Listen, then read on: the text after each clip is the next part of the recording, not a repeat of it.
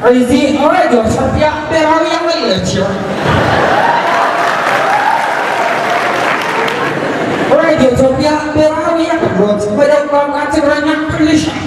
Saat hadir. خمسة حديد حساب بلدين ثلاثة حديد أربعة حديد يلمح حالة فوقهم يجمر. Oduso, tulubati hantu ni wala to tarik kisah tu to koto anno jala ole. Teknologi barata engineering ki kanta itu ko jala lang abang mufi. Na no bhaiya tammo barata to ko jala ai nisa manafi jani tu bade jira. Amma daro du boti na ko pe pakke tindar bang. Orang nongga gese yerona fulla tu aman di shamara ba ya wal fakatu umrina garasi ambora pindela isa kabana mo kabab sai matu gawa daranu gutani ani pishani garatu gutamnan samuruti kali khandu bakatu yo saseni ka homna wal mi ani pishani ol magutta kabda kala tamu mana pishani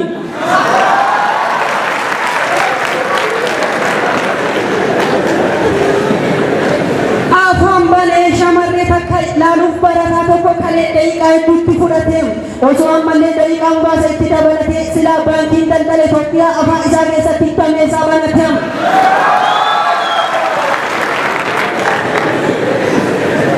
Al tokko gammachuu al tokko immoo gatti amala jireenyaatii dhugaa jirtu dubbachuun dirqama kan kootii dubartiin bareedduuf lafti magaalaa abbaa qabeenyaatiin.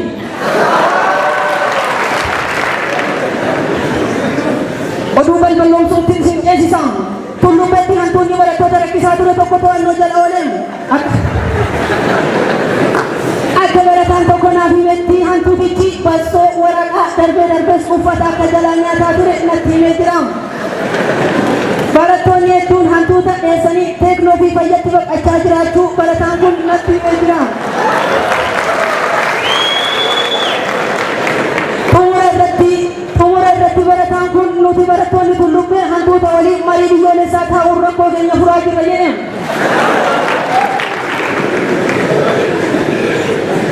Yoo lolaan akka waaqoo guutuu xiyyaara lafaan rukutuu geerarraan akka hacaalu sirbinaan akka hacaalu geerarsaan dutta kutuu hannaan akka geetaachoo booniif xiyyaara kutuu. Kennaan abbaa warraatiin haadha warraatiif bitamee wal'atteetti jijjiirame.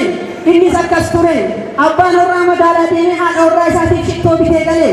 Isheenis ishee gammachiisuuf yookaan sarfaraayis gochuuf isheetti himne ture. Innis akkuma galeen ishee haadha kennaa siif qaba jedhanii ennaa fuudheetti kennu isheen garuu maal kana muruu baay'ee sitti ajaa'iba jechuun kennaa isaa harkatti bittee. Oduu osoo dhageettan yeroo takkatti ergaa wayii qaba akka dhuunfaa kootti wanti an jaaladhu shamarran gurraattii itti aansee diimtuu isheen magaalaan moo hunduma naa caalti.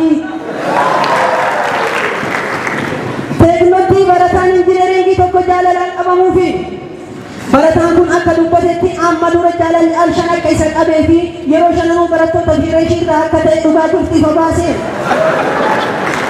Barataan kun afgaa fi na waliin taasise elektiriikii yoo ta'e malee wanti hedduun akka isa qabee jirus natti himee jira. Qaala'insa jireenyaa faana wal qabate yeroo malli maalii mee hunduu wal gaafadha furmaanni inni jiru furmaata ofii jiru ofii kee fudhadha jireenya salphisaa salphatti jiraadha malli tokko jira mee na dhageeffadha daabboo qopheeffadha muuzii dhumaan nyaadha.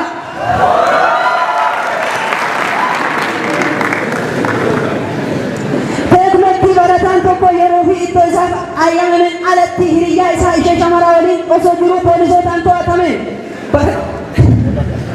Baratichi erga qabameen booda poolisoonni hiriyyaa isaa qabanii isa ati deemi amma yeroo jedhaniin asitti wareegama malee ishee dhiiseen deemu jechuun gamtaa barattootaatti gabaase. Aayidiin barataa tokko mana fayyatti aayidiin barataa tokko mana fincaanitti badee. Barattoonnis yeroo san argaa turan akka dubbatanitti baratichi guyyaa san kaaffee yeroo lama kan fayyadamee fi akka ta'ee fi hadaltamaanis gara mana fincaanii kaataa akka ture barattoonni kun ragaa ba'anii. Baay'ina uummataa xiqqeessuuf karoorri jedhu keessaa inni tokko addaan fageessanii ilmaan horachuudhaan inni saaluma kanaan isa tokko mattuutti isa tokko immoo battalleetti isa tokko immoo jimmaatti addaan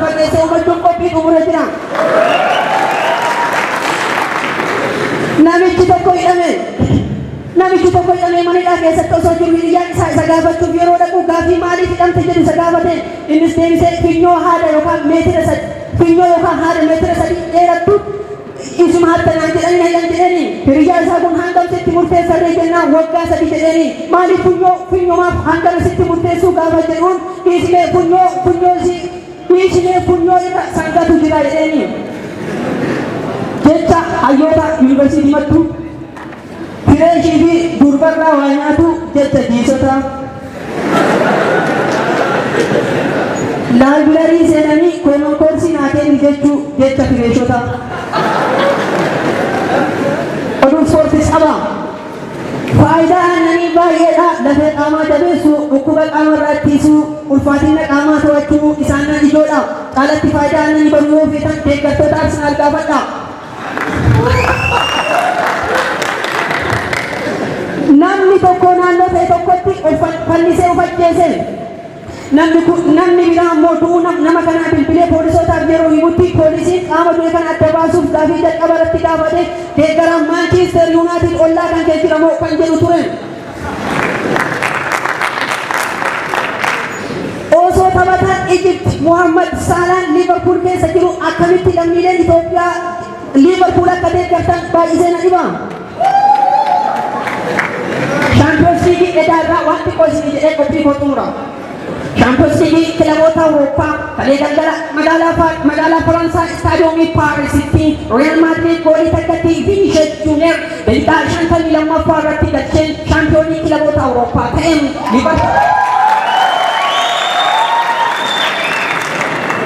taphattoonni Liivarpuul olaantummaa taphaa boqonnaa duraa fi booda soqattanii taphataa turan garuu milkaa'uu hin dandeenye. Keessattuu Mohamed Salaan kubbaawwan kallattii ishee eeggatu hedduu yaalaa turus milkaa'uu hin dandeenye. Kanaan alatti Sadio Maaneen kubbaa halaarraa yeroo rukutu sibiilli goolii jalaa deemsaa turuun isaan yaadatamu. Kana eegaan Real Madrid Thibaut Courtois taphataa cimaa tapha kanaa jedhamuun badhaafamee jira. Haaluma kanaan wal qabatee Liivarpuul Real Madrid yeroo hedduu waancaa Champions League kan fudhachuun filannaan isaa hanga ammaa isa dursu jiru.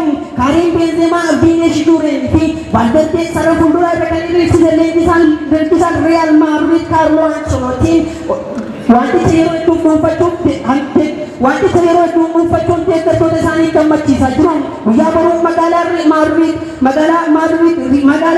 Madrid ishee Barcelona ishee Spain keessatti argamtuu fi magaalaa guddoo biyyattii kan taatetti simannaan ho'aan ni taasifamu jedhameeti eegamamu. Kanumaafuu deeggartoonni